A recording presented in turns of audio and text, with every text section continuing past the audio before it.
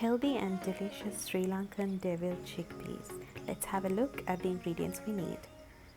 Dried shrimp or kuni, onions, dry red chili pieces, some mustard seeds, salt, oil, a little bit of sugar, some curry leaves and rampe or pandan leaves, chili flakes, more chili and curry leaves for the garnish, and some burnt coconut again for the garnish. Here are the ingredients with their quantities. And coming to the most important ingredient, the chickpeas, which have been soaked for 12 to 15 hours overnight. Now let's get on to cooking them. Gather some water in a pot and add in the chickpeas. You're going to be using the cold method to boil these chickpeas, and the cold method involves adding your ingredients to cold water and then bringing them to a boil. Add in half a tablespoon of salt, but ensure that you do not add too much of salt, because as the chickpeas boil down, the liquid tends to get salty and concentrated. When you see the scum building up on top of your cooking liquid, use a spoon to gently skim away the scum so that you're left with a clearer cooking liquid. This ensures that all impurities are removed and the flavors of the chickpeas are intact. The cooking liquid can be used as a base in your curries, soups, and sauces. It is full of nutrition and flavor. When it's time to check if the chickpeas are cooked through, ensure that they are tender but not too mushy.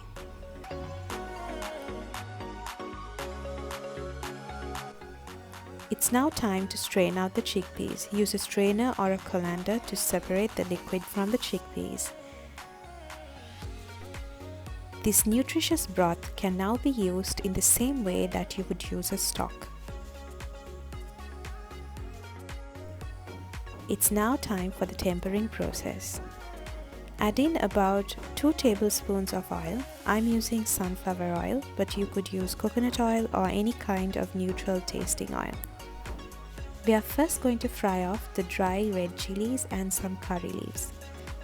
This also infuses all the flavors into the oil.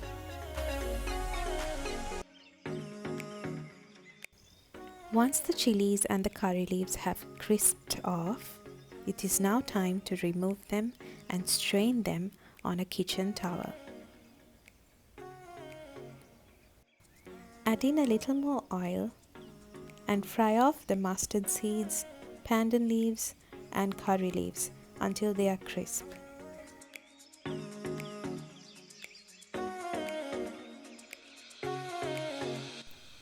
Once the mustard seeds start popping, it's time to add in the sliced onions.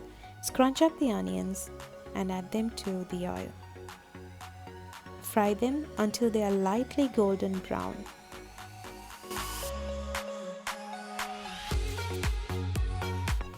When you see the onions gaining some color, it's time to add in our next ingredient. Add in the shrimp or kuni. Make sure you scatter it around so that they all fry evenly.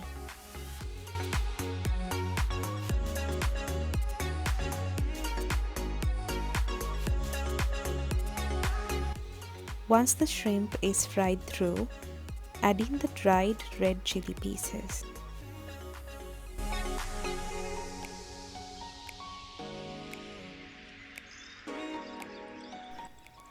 Add in a sprinkle of salt and about half a teaspoon of sugar.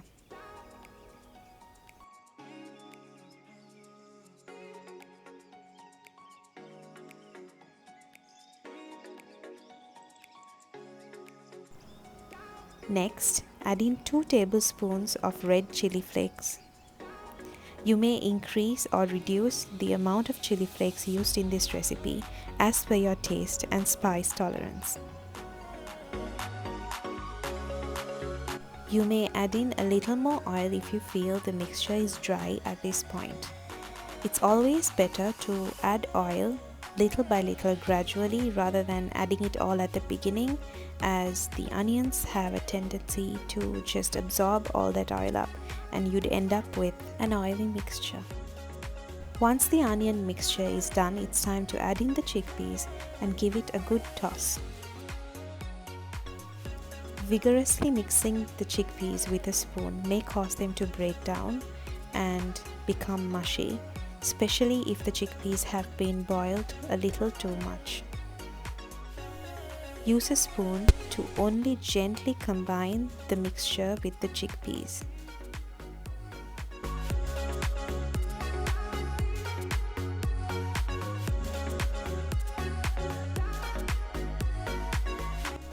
It's now time for the taste test.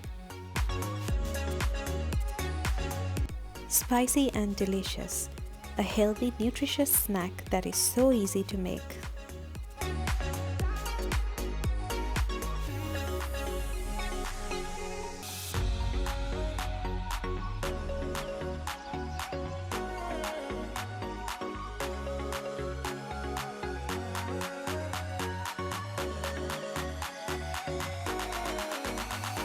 Sri Lankan styled deviled chickpeas, a street snack that is usually accompanied by coconut pieces and dried red chilli. Try it with a hot cup of Ceylon tea for a better experience. Thank you for watching. Follow Culinary Traits on Instagram and Facebook for more. And don't forget to subscribe.